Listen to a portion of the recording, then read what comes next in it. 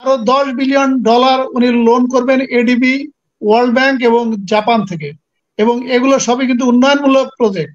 তো তাহলে আপনি যদি উপজেলা চেয়ারম্যান যদি থাকেন, ইউনিয়ন পরিষদের চেয়ারম্যান থাকেন, পৌরসভা মেয়র যদি থাকেন, তাহলে তো কাজগুলো এদের মাধ্যমে হয়। এদের মাধ্যমে হওয়া মানে তো তাদের হাজার হাজার কোটি টাকা ইনকাম। এইবারে প্রথম বিএনপি জামাত সহ 63টা দল আসছে না। তো আমাদের কিছুদিন অপেক্ষা করতে হবে যে শেখ হাসিনা এটা আদৌ কিভাবে কন্ট্রোল করে এবং কতজনের জীবনের বিনিময়ে শেখ হাসিনার আরেকটা উপজেলা নির্বাচনের নাটক উনি মঞ্চস্থ করে, সেটি আমরা দেখব। দুইটাই ইস্যু বললেন, একটা হচ্ছে উপজেলা নির্বাচন, আর একটা হলো আমাদের সাবেক আইজিপি বেনজির সাহেবের দুর্নীতির বিষয়ে উনার একটা পাল্টা বিবৃতি। উপজেলা নির্বাচনে যে বিষয়টা আমি বলবো যে এটা শেখ হাসিনার পক্ষে কন্ট্রোল করা আসলে ডিফিকাল্ট। কারণ এখন সবার ভিতরে একটা ধারণা জন্মে গেছে যে উনি যেহেতু অবৈধভাবে 15 বছর ধরে অসাংবিধানিক ভাবে আছে, উনি একা হালুয়া রুটি খাবে কেন? হালুয়া রুটি খাওয়ার দায়িত্ব বা হালুয়া রুটি খাওয়ার নৈতিক অধিকার আমাদের সবার আছে। এই কারণে আসলে কেউ কোনো ছাড় দিতে চাচ্ছে না, কেউ কোনো ছাড় দিতে চাচ্ছে না। আক্ষরিক অর্থে যদি শেখ হাসিনা এটা নিয়ন্ত্রণ করতে পারবে, যদি পুলিশ বা র্যাপিড অ্যাকশন ব্যাটালিয়নকে যদি সে আক্ষরিক অর্থে বলে যে হ্যাঁ এটা নিয়ন্ত্রণ করতে হবে, কিন্তু নিয়ন্ত্রণ করে কাকে নিয়ন্ত্রণ করবে? আপনার তো বিএনপি জামাত সহ 63টা দল তো নির্বাচনে আসছে না। এখন তো বিএনপি জামাত বা 63টা দল সমস্যায় আছে, এটা ঠিক আছে, আমরা কম বেশি জানি।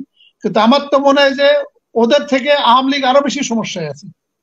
কারণ এখন যারা লোকাল এমপি বা মন্ত্রী বা তাদের আত্মীয় স্বজনকে তারা উইন করে আনবে, কারণ এটা তো এখানে তো টাকার খনি, অর্থের খনি।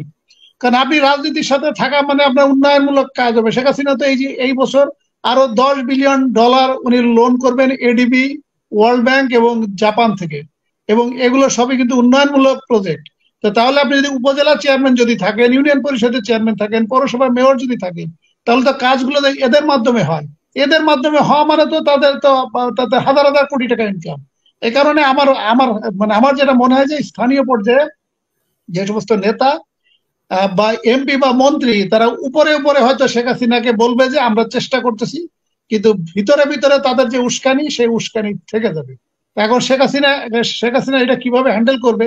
কারণ এইরকম পরিস্থিতি তো এর আগে কখনো আসে নাই যে আপনার বিএনপি জামাত সহ 63টা দল।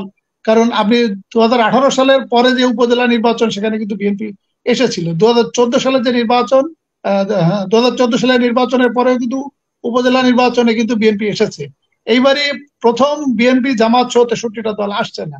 তো আমাদের কিছুদিন অপেক্ষা করতে হবে যে শেখ হাসিনা এটা আদৌ কিভাবে কন্ট্রোল করে এবং কতজনের জীবনের বিনিময়ে শেখ হাসিনার আরেকটা উপজেলা নির্বাচনের নাটক উনি মঞ্চস্থ করে, সেটি আমরা দেখব। হোক তারা আওয়ামী লীগ সমর্থন করে, কিন্তু তারা তো আমার আপনার ভাই, আমার আপনার আত্মীয় স্বজন।